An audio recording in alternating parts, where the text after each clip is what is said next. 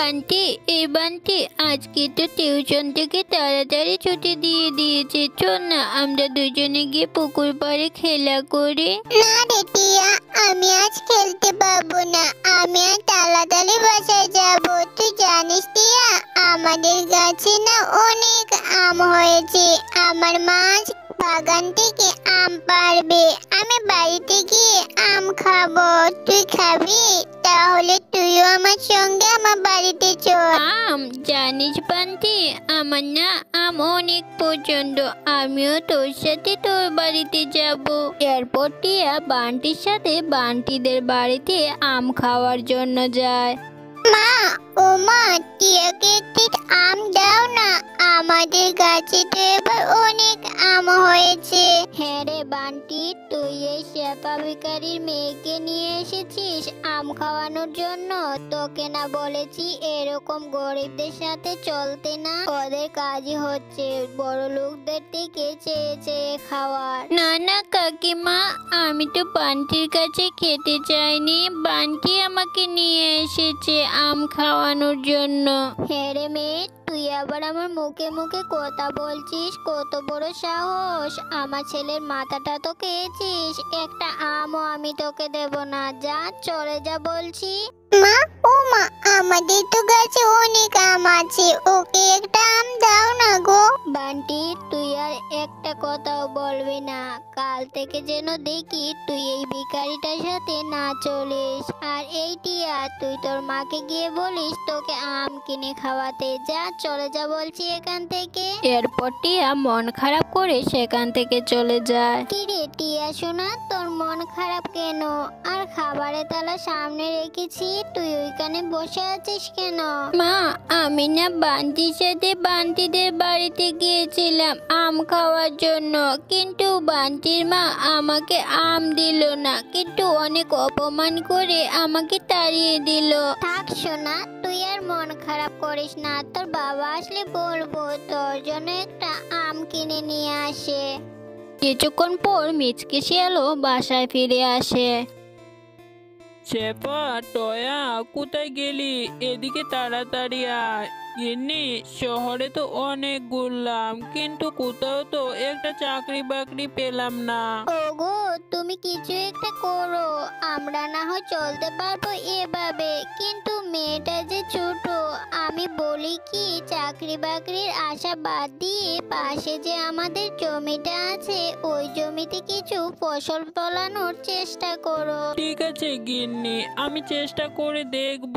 ঈশ্বর যদি চান কপাল খুলতে, তাহলে আর বেশি দেরি হবে না। ওগো, আমার মাথায় একটা বুদ্ধি এসেছে। তুমি বরং এবার জমিতে আম চাষ করো।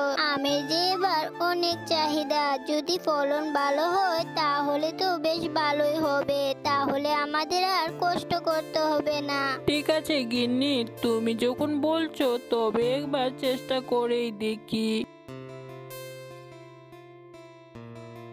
পরের দিন মিচকে তার জমিতে কিছু আম গাছের বীজ লাগায়। আমের বীজ লাগানোর ফলে মিচকের জমিতে অনেক আমের ফলন হয়। মা দেখো, আমাদের জমিতে কত আম হয়েছে। এবার তাহলে আমি মন ভরে আম খেতে পারবো। হ্যাঁ রে সোনা, তোর যত ইচ্ছে তুই ততই তরমুজ খাস। এবার মনে হয় বিধাতা আমাদের সংসারের অভাব দূর করে দিবে। বান্টি, এই বান্টি, আম খাবি? আমাদের জমিতে না অনেক আম হয়েছে। চল না, আয় আমার সাথে। আমাদের জমিতে আমরা দুজন মিলে অনেক মজা করে আম খাবো। টিয়া, তুই কি বললি? এবার তাহলে তোদের জমিতে আম চাষ করেছে? ঠিক আছে, আম খেতে যে আমার ভীষণ ভালো লাগে। চল, আমরা দুজনে মজা করে আম খাবো। এরপর টিয়া ও বান্টি তাদের আম বাগানে গিয়ে পাকা পাকা দেখে আম পেড়ে খেতে থাকে। আরে বান্টি, তুই একা একা কোথায় গিয়েছিলিস? তোকে না কতবার বলেছি বাড়ি থেকে একা একা কোথাও বের হবি না। মা, আমি না টিয়ার সাথে টিয়াদের জমিতে আম খেতে গিয়েছিলাম। মা জানো, এবার টিয়াদের জমিতে অনেক আম হয়েছে। খেতেও ভীষণ মজা। আমাদের আমের ওদের আম খেতে অনেক বেশি মজা। এবার তো তাহলে দেখা যায় শেফা শিয়ালিনী আম বিক্রি করে অনেক ধনী হয়ে যাবে। আমার তো এটা কিছুতেই হতে দেওয়া যাবে না। আমাদের যে করেই হোক ওদের আম গাছগুলো সব নষ্ট করে দিতে হবে।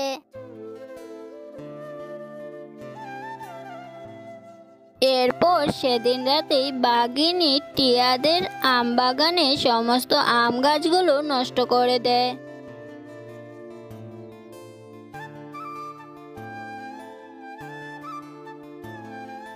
হায় হায় রে, আমাদের কপালটা এবারও বুঝি পুড়লো। কাল পর্যন্ত আমাদের আমগুলো বেশ ভালো ছিল, তবে আজকে হঠাৎ করে কিভাবে আম সবগুলো নষ্ট হয়ে গেল। কেঁদে আর কি হবে গো, আমাদের কপালে বুঝি সুখ নেই। কত আশা করেছিলাম মেয়েটা মন ভরে আম খাবে, আর বাকি আমগুলো বিক্রি করে ঋণ পানগুলো শেষ করে দিব, সেটা যে আর হলো না। ওগো, এবার কি হবে গো? 11 দিন হয়ে গেল, ঘরে যে কোনো খাবার নেই। কতদিনই বা এভাবে শুধু জল খেয়ে থাকবো? আমরা না হয় থাকতে পারলাম, মেয়েটা যে শুধু পানি খেয়ে আর থাকতে পারছে না। গিন্নি, আমি আর কি করব বলো? আমার সাধ্য অনুযায়ী যতটুকু ছিল আমি সবটুকু দিয়ে আম চাষ করেছিলাম, কিন্তু সেটাও আমাদের কপালে হলো না। এবার তাহলে আমাকে কি করতে হবে বলো? বাবা, ও বাবা, তুমি এভাবে বলো না। আমি শুধু জল খেয়ে থাকতে পারবো বাবা। তুমি একটুকু মন খারাপ করো না বাবা, সবকিছু আগের মতো আবার ঠিক হয়ে যাবে বাবা।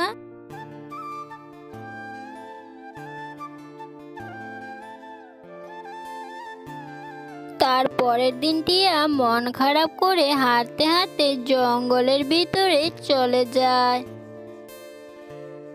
একে হাঁটতে হাঁটতে তো আমি গভীর জঙ্গলে চলে এলাম। না না, আমার আর ভিতরে যাওয়া উচিত হবে না। আমি বরং ওই গাছটার নিচে একটু দাঁড়াই। কেউ আছো? আমাকে একটু সাহায্য করো। অনেক দিন থেকে আমি খুব কষ্টে আছি। আমের বার যে আমি আর সইতে পারছি না।